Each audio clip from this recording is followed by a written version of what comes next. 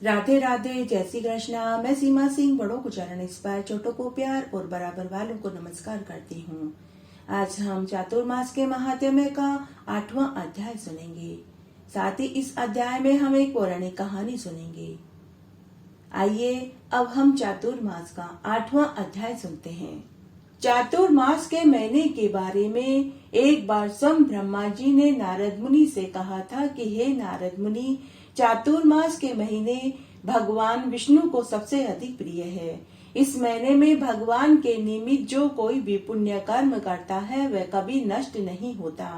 मनुष्य योनि बड़ी दुर्लभ है, इसलिए मनुष्य जन्म पाकर इस दह से चातुर्मास के महीने में शुभ कर्म करने चाहिए, जिस कारण वह पुनः नीचे नहीं गिरता। इन महीनों में समस्त देवता मनुष्य के समीप हो जाते हैं और इन महीनों में किए हुए स्नान, दान, भोजन, व्रत, स्वर्ण, चांदी, भूमि एवं वस्त्र आदि के दान का सभी देवता विधिवत ग्रहण करते हैं।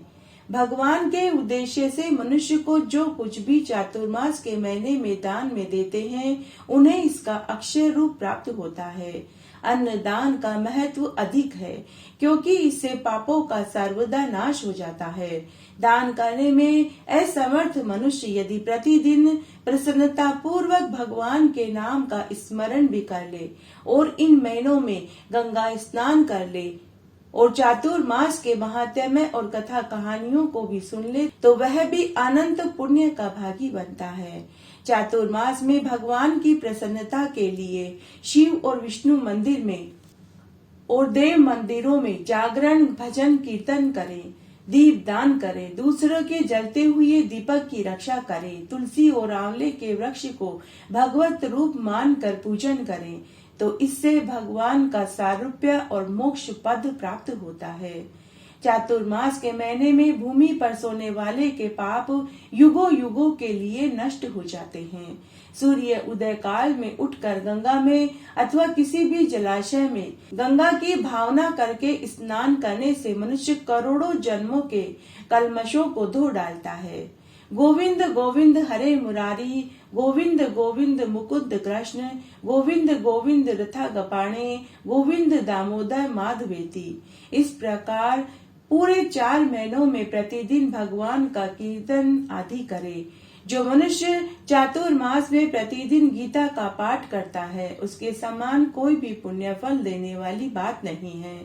7 समुद्रों तक की पृथ्वी को दान करने से जो फल प्राप्त होता है वही फल चातुर्मास में स्नान और दान करने से ही मिल जाता है, क्योंकि यह संसार अन्न के आधार पर ही जीवित रहता है। अतः चातुर्मास में अन्न दान सर्वश्रेष्ठ कहा गया है। भगवान विष्णु को नमस्कार करके चातुर्मास के व्रत की आज्ञा प्राप्त करें। ऐसा करने से भगवान स्वयं भक्त के ऊपर कृपा करके उसे आत्मिक बल और मनोबल प्रदान करके सद्बुद्धि देते हैं। 12 महीनों में मार्गशीर्ष मास सबसे उत्तम बताया है। उससे अधिक पुण्य फल देने वाला वैशाख मास है और उससे भी लाख गुना अधिक प्रयाग में माघ महीने का महत्व है। उससे भी महान फलदायी चातुर्मास का महीना है।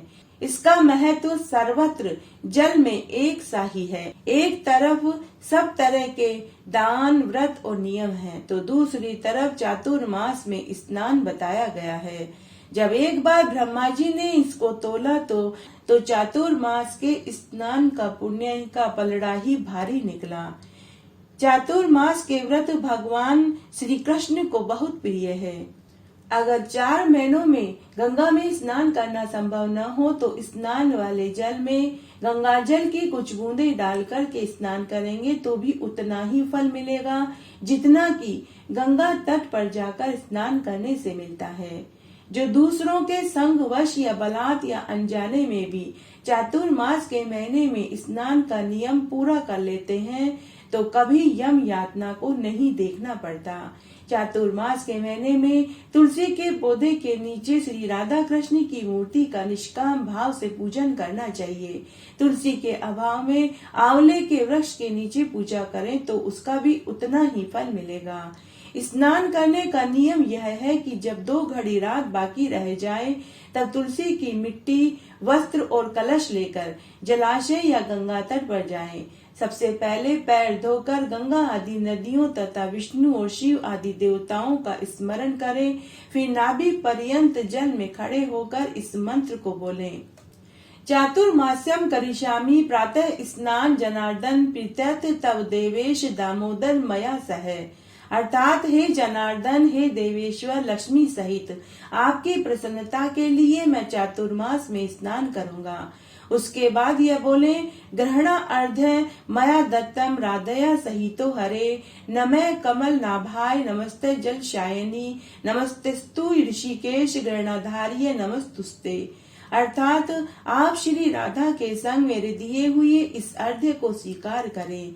हे अरे, आप कमलनाभ को नमस्कार है। जल में शयन करने वाले आप नारायण को नमस्कार है। यह अर्घ्य ग्रहण करें, आपको बारंबार नमस्कार है। मनुष्य जिस तीर्थ में भी स्नान करे उसे गंगा का स्मरण अवश्य करना चाहिए। पहले मृतिका आदि से स्नान करके ऋचाओं द्वारा अपने मस्तक पर अभिषेक करें। अर्धमर्शन और स्नानाग तर्पण करके पुरुष सूक्त से सिर पर जल छिड़के। उसके बाद बाहर आकर पुनः मस्तक पर आचमन करके अपने वस्त्र बदलें। वस्त्र बदलने पर तिलक आदि करें। जब कुछ रात बाकी रह जाए तभी स्नान किया जाए तो वह उत्तम और भगवान विष्णु को पूर्ण रूप से संतुष्ट करने वाला होता है। सूर्य उदय काल में किया गया स्नान मध्यम श्रेणी का होता है। जब तक कृति का अस्त न हो तभी तक का स्नान उत्तम होता है। अन्यथा बहुत विलंब से किया गया स्नान चातुर्मास स्नान की श्रेणी में नहीं आता। स्नान का तत्व जानने वाले साधु मुनियों ने 4 प्रकार के स्नान बताए हैं। वायव्य स्नान, वारुण स्नान, ब्रह्म स्नान और दिव्य स्नान। वायव्य स्नान वह कहलाता है जिसमें गोधूली से किया हुआ स्नान वायव्य स्नान कहलाता है। वारुण स्नान अर्थात समुद्र आदि के जल में किया गया स्नान वारुण स्नान कहलाता है। ब्रह्म स्नान अर्थात वेद मंत्रों के उच्चारण को करके जो स्नान किया जाता है उसे ब्रह्म स्नान कहते हैं। दिव्य स्नान अर्थात मेघों अथवा सूर्य की किरणों द्वारा जो जल अपने शरीर पर गिरता है उसे दिव्य स्नान कहा गया है। ब्राह्मण, क्षत्रिय, वैश्य को मंत्रों उच्चार पूर्वक स्नान करना चाहिए। स्त्री और शूद्र के लिए बिना मंत्र के किया हुआ स्नान का विधान है। प्राचीन काल में श्रेष्ठ तीर्थ पुष्कर में चातुर्मास महीने में पुष्कर स्नान करने से व्याघ्र योनि से राजा प्रभुजन मुक्त हुए थे। नंदा भी चातुर्मास में पुष्कर का स्पर्श पाकर परम धाम को प्राप्त हुई थी। अतः जो भी श्रद्धावान चातुर्मास में प्रातः उठकर तीर्थों में स्नान करते हैं वे सब पापों से मुक्त होकर परब्रह्म को प्राप्त कर लेते हैं। चातुर्मास का स्नान और व्रत करने वाले के लिए उचित है कि वह सदा एक पहर रात बाकी रह जाए तब उठ जाए, तब स्रोत द्वारा अपने इष्ट देव की स्तुति करके दिन के कार्यों का विचार करे। ग्राम अथवा नगर की प्रकृति के अनुसार दैनिक कृत्य मलमूत्र का त्याग कर उत्तराभिमुख होकर बैठे। उसके बाद दांत और जीवा की शुद्धि के लिए वृक्ष के पास जाकर यह मंत्र बोले। आयुर्बल यशो वर्च प्रजा पशु वसुनी च ब्रह्म प्रज्ञाम च मेगाम च त्वम नो देहि वनस्पति। अर्थात हे वनस्पति, आप मुझे आयु, बल, यश, तेज, संतति, पशु, धन, वैदिक ज्ञान, प्रज्ञा और धारणा शक्ति दे। ऐसा कहकर वृक्ष से दातून लेवें। दूध वाले वृक्षों की दातून नहीं लेनी चाहिए। इस प्रकार विधि पूर्वक दांतों को शुद्ध करके मुख को जल से धोएं और फिर भगवान के नाम का उच्चारण करते हुए 2 घड़ी रात रहते जलाशय पर जाएं। तब चातुर्मास का व्रत करने वाला विधिवत स्नान करे। स्नान के पश्चात साफ वस्त्र धारण करके तिलक लगावें। तब अपने गोत्र विधि के अनुकूल संध्या उपासना करें। जब तक सूर्य उदय न हो तब तक गायत्री मंत्र का जाप करते रहें। संध्या उपासना के अंत में विष्णु सहस्त्र नाम का पाठ करें। उसके बाद शुद्ध शाकाहारी भोजन करें। अतिथियों को भोजन कराकर जो भोजन ग्रहण करता है तो वह भोजन अमृत के तुल्य हो जाता है। मुख शुद्धि के लिए तुलसी भक्षण करें तो वह उत्तम माना जाता है। शेष दिन सांसारिक व्यवहार में व्यतीत करें। सायकाल में पुनः भगवान के मंदिर में जावें और संध्या उपासना करके अपनी शक्ति के अनुसार दीपदान करें। भगवान विष्णु तथा अपने कुल देवता को प्रणाम करें और आरती करें। प्रथम पहर में कीर्तन करते हुए जागरण करें। प्रथम प्रहर बीत जाने पर शयन करें। इस प्रकार 4 महीने तक शास्त्रोक्त विधि का पालन करते हुए चातुर्मास में स्नान दान आदि करें। जो मनुष्य ऐसा करता है वह मरने के बाद भगवान के सालोक्य को प्राप्त करता है। चातुर्मास में इन चीजों का करना वर्जित है, जैसे तेल लगाना, दूसरे का अन्न खाना, तेल खाना, बीज वाले फलों का सेवन करना। चावल और दाल वर्जित है। इसके अतिरिक्त गाजर, बैंगन, बासी अन्न, मसूर की दाल, कांसे के पात्र में भोजन करना, दुर्गंधित भोजन करना, शूद्र का अन्न, सूतक का अन्न, श्राद्ध का अन्न चातुर्मास में वर्जित है। चातुर्मास में ऋतुफल और तिल के दान का विशेष महत्व बताया गया है। शीत से कष्ट पाने वाले गरीबों और ब्राह्मणों को गर्म कपड़े और कंबल का दान करना चाहिए। जो व्यक्ति चातुर्मास में भगवान को भोग के साथ तुलसी दल अर्पित करता है वह इस संसार से मुक्त हो जाता है। जो चातुर्मास में फलाहार रहकर व्रत करता है वह पूर्व जन्म के पापों से मुक्ति पा लेता है। जो राह चलकर आए हुए थके मांदे को अन्न और जल की सेवा करता है, भोजन कराकर उसे संतुष्ट करता है, उसे अनन्य पुण्य की प्राप्ति होती है। जो चातुर्मास में भगवान विष्णु के मंदिर में 108 परिक्रमा करते हैं उसे पग पग पर अश्वमेध यज्ञ का फल मिलता है।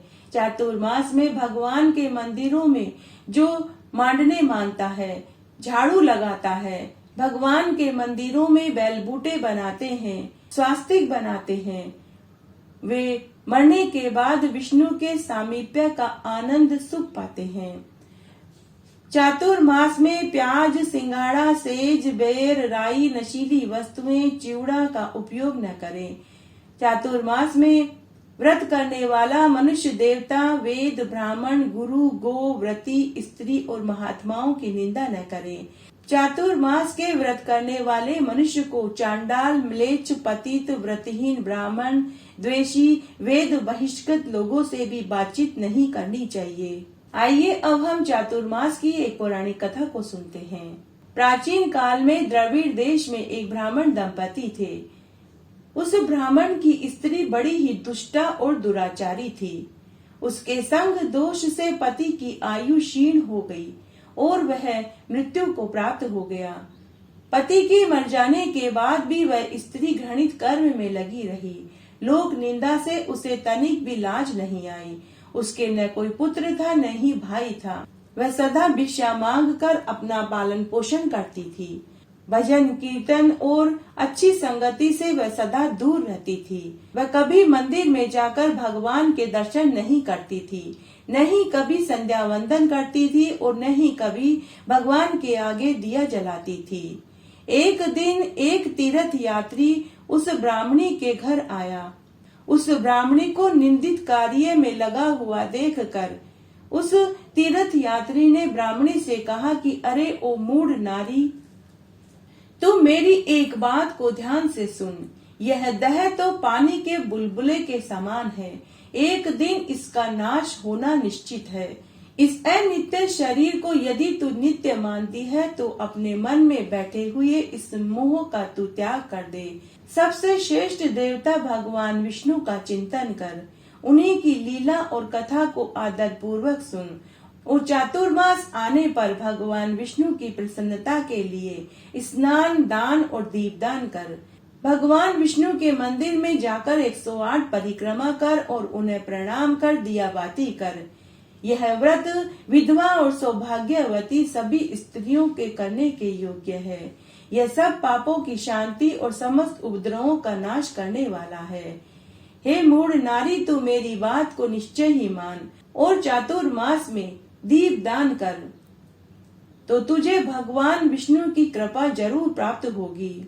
ऐसा कहकर वह तीर्थ यात्री अपने आगे की यात्रा को चला गया। तब उस दुराचारी ब्राह्मणी को पश्चाताप होने लगा और उसे सद्बुद्धि प्राप्त हुई। उसके बाद चातुर्मास का महीना आया तो उसने पूरे 4 महीने में सुबह जल्दी उठकर स्नान करती और दीपदान करने लगी। उसके कुछ समय के बाद जब उसकी मृत्यु हुई तब वह स्वर्ग लोक में गई और समय अनुसार उसकी मुक्ति हो गई। चातुर्मास में अगर कोई व्यक्ति सूर्य उदय से पहले उठकर स्नान करे और दीप दान भी कर ले तो उसका भी कल्याण हो जाता है, उसे भी मोक्ष की प्राप्ति हो जाती है, जैसे कि इस ब्राह्मणी को प्राप्त हुआ।